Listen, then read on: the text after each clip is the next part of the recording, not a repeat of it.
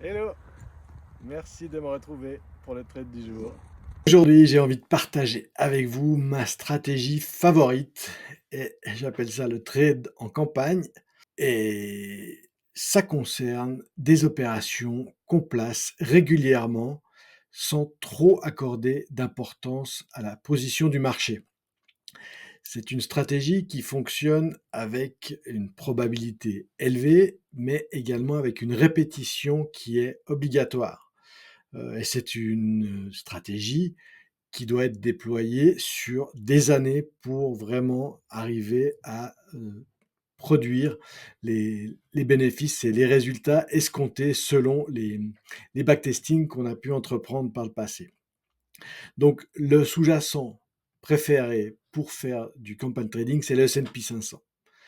Il peut se faire sur le pétrole, il peut se faire sur l'or, il peut se faire sur le Nasdaq ou sur le Russell. Personnellement, je trouve que le S&P 500 est l'indice le plus régulier, il est le plus traité, il est le plus liquide. Les options sont vraiment très liquides. Donc, moi, je pars sur le S&P 500, il est moins volatile que le Nasdaq, c'est aussi plus rassurant. Donc, il s'appelle le S, puisque moi, je traite sur le futur, avec un multiplicateur de 50. La stratégie, je vous en ai déjà parlé, c'est un put credit spread, on le verra en détail sur la chaîne d'options et on verra également son, son diagramme. L'attente au niveau de cette stratégie, elle est neutre à haussière. Et on verra sur le chart du S&P, en général, c'est plutôt la tendance qu'il adopte la majorité du temps. Pour le delta, moi je pars et je propose un delta de 12. Certains sont plus agressifs avec le delta, je vous montrerai des comparatifs au niveau du backtesting.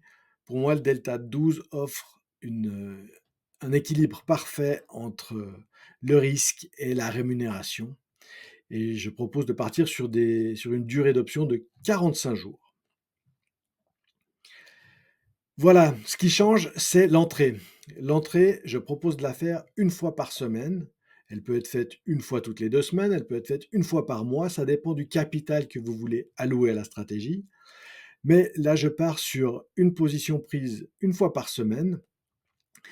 On peut essayer de jouer en entrée avec un jour de baisse. Avec un jour de baisse, ça veut dire normalement un VIX en hausse et ça veut dire normalement des primes d'options en hausse côté put. Mais un jour de baisse où la baisse est inférieure à 1%. Si on dépasse 1% sur le jour de baisse, il y a de fortes à parier qu'il y a un retournement sur le marché ou qu'il y a en tout cas une crainte grandissante et le marché pourrait amplifier sa baisse dans les jours à venir. Et là, je propose de laisser passer quelques séances, quelques jours pour voir comment évolue le marché. Donc je propose un jour de baisse si c'est inférieur à 1%, une fois par semaine, et si c'est rien passé. Moi j'aime bien le vendredi, on a l'impression de gagner le week-end gratuitement, mais le vendredi, une semaine s'est faite, une dynamique de semaine s'est faite, et quand on repart le lundi d'après, en général, le marché peut repartir avec une dynamique nouvelle, avec des attentes nouvelles, avec un stress nouveau. C'est pour ça que le vendredi est un jour un petit peu de fin de cycle pour la semaine en cours et le lundi on repart, normalement on repart sur une page blanche. J'évite également de prendre les positions avant les publications majeures. Publications majeures, ce sera actuellement celles qui font bouger les indices, c'est-à-dire le CPI, c'est-à-dire la Fed, les chiffres du chômage, les chiffres ADP du vendredi.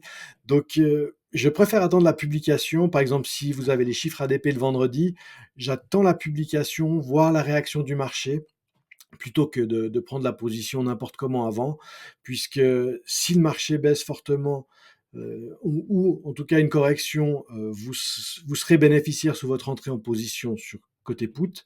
Et si le marché monte, ça risque de lancer peut-être une tendance et de rentrer à ce moment-là, ce sera pas négatif puisque la tendance peut se prolonger quelques jours. On part sur une durée de 30 à 40 jours, donc c'est pas ce qui va faire la grande différence, mais l'entrée peut être sensible et puis ces quelques points peuvent permettre d'être, un petit peu plus précis par rapport à l'entrée. La sortie, c'est à 90 de prime encaissée. En général, on atteint les 90 à 70-75 de durée de l'option. Et puis la deuxième sortie, c'est un stop loss mental. C'est si le strike du short put est testé.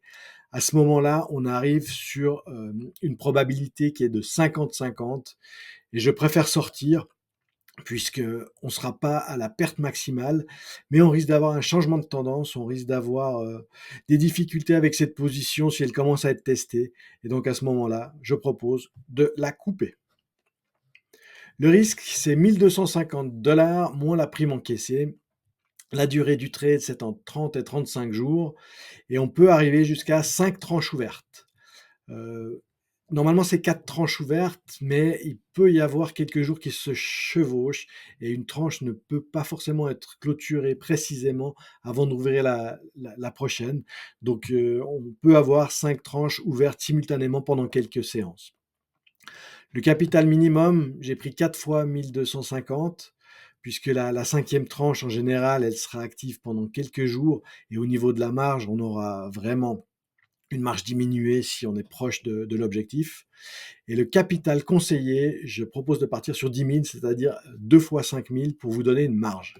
On le verra en termes de drawdown, il peut y avoir des mauvaises surprises. Avec un capital doublé, ça nous permet de rester confiant et ça nous permet d'avoir de la marge pour pouvoir profiter de la suite de l'évolution. Le gain, objectif 90% sur les primes encaissées. Donc actuellement, on est aux alentours de 1,50 $ pour le put credit spread delta 12, et donc à 67,50 $. Le courtage, il y a 2 jambes, donc c'est 5 $ à l'entrée. Les taxes, on est à 1,74 $ par jambe et à l'entrée et à la sortie. Un gain net de 59 $. Ça donne du 4,7% par position. Donc, si les choses se déroulent de façon idéale, on fait du 4,7% sur le capital bloqué pour la position toutes les semaines. Voilà pour la chaîne d'options. J'ai pris à titre indicatif à 47 jours, donc on rentre une fois par semaine aux alentours de la durée de 45 jours. Ça peut être quelques jours de plus ou quelques jours de moins. Ça n'aura pas d'incidence majeure sur la stratégie, mais quand même rester proche. On ne va pas le faire à 30 jours ou à 20 jours, ni à 60 jours. Donc delta de 12, on est en delta de 11 pour boucler le spread. On voit là avec 1,50 $, 75 $, ça c'est 100% de prime encaissée. La probabilité de profit est de 90%, ça c'est théorique. La perte maximale, elle est de 1175 $, donc les 1250 moins la prime encaissée. Et puis les brokers par contre varient en termes de marge requise.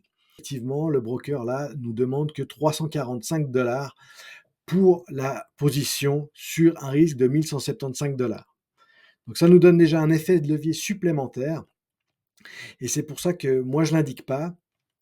C'est pour ça que je propose de ne pas tenir compte de ce cadeau, entre guillemets, puisque quand tout va bien, la marge requise sera nettement inférieure, mais c'est quand tout part en sucette qu'on va avoir des difficultés de marge.